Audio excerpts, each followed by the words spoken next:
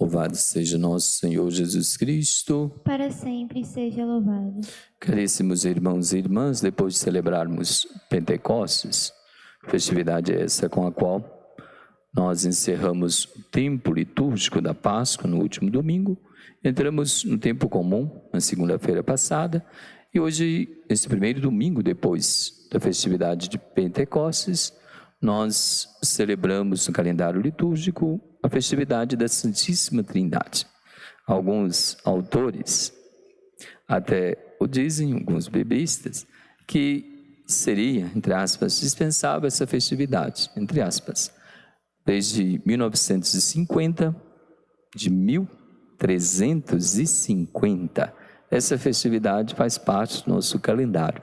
Porque toda a vida cristã, desde quando abraçamos a fé, ela é uma vida trinitária. E já começamos, o sinal do nosso batismo, com o sinal da Santíssima Trindade. Quando somos batizados em nome do Pai, do Filho e do Espírito Santo. Mas aqui nos colocamos a celebrar essa festividade, primeiro vendo o aspecto, de fato, do mistério do Deus uno e trino que se revelou. Como aprendemos no nosso catecismo, um Deus, um só Deus, em três pessoas. O Pai que cria, o Filho que salva, o Espírito que santifica. A ação conjunta, digamos, dos três, e que nos mostra, de fato, o mistério de Deus presente em nosso meio, que nos mostra a presença do Deus Altíssimo. Presença essa que vem elencada na nossa liturgia hoje, na liturgia de hoje, para nós. Presença essa que, de fato, como a liturgia nos mostrou, é um Deus misericordioso, um Deus clemente, um Deus rico em bondade e fiel. Deus é o Deus, de fato, que não fica parado em si, ou não ficou e não fica parado em si, mas vem ao nosso encontro. Deus veio e vem ao nosso encontro. É um Deus comunicativo, comunica a vida, comunica o amor. E a partir desse Deus, nós somos também chamados, a partir do conhecimento de Deus, a agirmos à semelhança dele. Deus comunica, Deus vem ao nosso encontro. E podemos dizer que a história de salvação, o Antigo, o Novo Testamento, é uma história da comunicação de Deus. Nós temos no livro, na leitura, mais especificamente na carta aos Hebreus, uma definição muito significativa da manifestação de Deus. Dessa manifestação que nós podemos dizer, entre aspas, no tempo gradual de Deus. Carta aos Hebreus, no capítulo 1, versículo 1, nos diz, de diversas formas, com muitas maneiras, através de diversas maneiras, Deus falou-nos outrora pelos profetas, pelos patriarcas e pelos profetas. Na plenitude dos tempos, Ele falou-nos através de seu Filho e nosso Senhor Jesus Cristo. E essa plenitude dos tempos nos mostra de fato o rosto verdadeiro de Deus. Muitos têm uma visão, podemos dizer, pálida de Deus. Se formos partir apenas dos conceitos de alguns, vamos ter uma visão totalmente errada do Altíssimo. Jesus, certa vez, perguntou às pessoas quem era ele para o povo. E as respostas foram diversas. Os próprios apóstolos que andaram com Jesus pediram, Felipe disse, Senhor, mostra-nos o Pai. E Jesus disse para ele, quem me vê, vê o Pai. E ainda, pedes, mostra-me o Pai. Vejam a revelação de Deus unitrino através de Cristo. E podemos perceber em Cristo uma revelação completa do Pai. Amor, misericórdia, perdão, paciência, aquele Deus, o Deus acolhedor em nosso Senhor Jesus Cristo. Todas as ações de Cristo todas as palavras de Cristo, todos os gestos de Cristo, tudo aquilo que ele fez e ensinou, tem como objetivo mostrar-nos o Deus uno e trino. E Jesus mostrou-nos bem claro quando disse-nos, primeiro, eu não vim fazer a minha vontade, mas a vontade daquele que me enviou. E depois, a partir do início do seu ministério público, Jesus deixou claro que agia sob a ação do Espírito Santo. Quando os evangelistas nos dizem, ele foi conduzido pelo Espírito para o deserto. E vejam como que essa revelação do Deus uno e trino, ela vai acontecendo aos poucos, digamos, gradualmente também, para que pudéssemos compreender essa revelação. Pois bem, hoje Deus nos fala dessa revelação através das leituras, mostrando-nos de fato o seu rosto misericordioso e bondoso. Primeiro, aquela expressão, quando no livro do Êxodo, capítulo 34, versículo 6, enquanto o Senhor passava diante de Moisés, Moisés gritou, Senhor, Senhor, Deus misericordioso e clemente, paciente, rico em bondade e fiel. Já a apresentação de Paulo, da segunda carta aos Coríntios, e vai nos dizer de fato que Deus é o Deus do amor, da paz, e assim devemos viver esse amor de Deus e essa paz de Deus.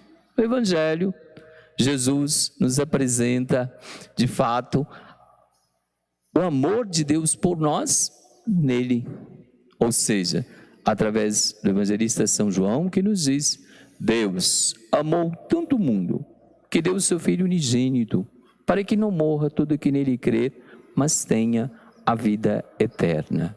Portanto, o envio de Cristo, a vinda de Cristo, Cristo que assumiu a nossa humanidade, é a demonstração do amor infinito de Deus por nós, para que pudéssemos abraçar, participar da vida eterna.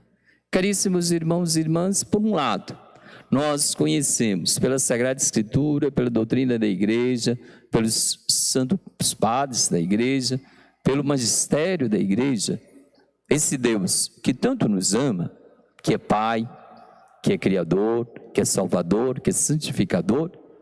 Por outro lado, também nós temos que dar a nossa resposta diante desse amor de Deus. Nós temos que dar a nossa participação. Conhecemos pela doutrina, Deus é família, Deus não é solitário, Deus é unidade, como dizemos, Deus uno e trino. Mas esse conhecimento, ele chama-nos a uma atitude. Não basta conhecer, não basta termos apenas um conhecimento, ou como muitos poderiam dizer, é um mistério. Sim, é um mistério. E nós vamos como que as apalpadelas, tomando conhecimento desse mistério, a partir do momento em que misticamente entramos no mistério de Deus, em que vamos aprofundando o conhecimento de Deus. Mas o conhecimento tem que levar-nos a uma atitude de vida, que seja coerente com a filiação divina, que seja coerente com o ser filho de Deus, com o ser cristão, com o ser cristã.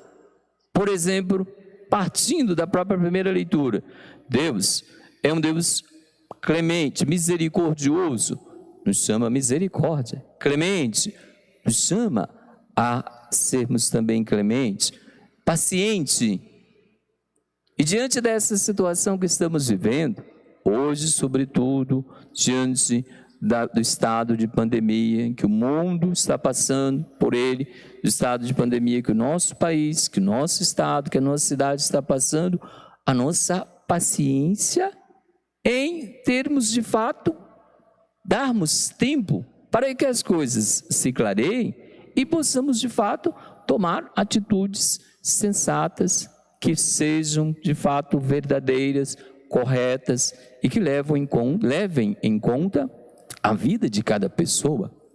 Daí também um chamado para vivermos no aqui e agora da nossa vida, a nossa fé no Deus unitrino. Não apenas um conhecimento, mas, de fato, uma ação a partir desse conhecimento. Deus rico em bondade e fiel. Por último, podemos citar hoje a própria palavra do Evangelho. Deus amou o mundo, que deu seu Filho unigênito para que não morra quem nele crê, mas tenha vida eterna. O amor de Deus é um amor que entrega, é o amor que se doa, é o amor que, digamos, morre fisicamente, claro, em função dos outros. Esse amor nos leva, de fato, a uma correspondência de amor a Deus. Podemos citar aquela frase: amor com amor se paga. Da parte de Cristo, o amor sempre crescente por nós, o amor infinito por nós, de braços abertos na cruz. Da nossa parte, esse amor diário, de uns para com os outros, nos nossos compromissos já assumidos, de família, nos nossos ministérios já assumidos, e no nosso dia a dia, nas situações que aparecem.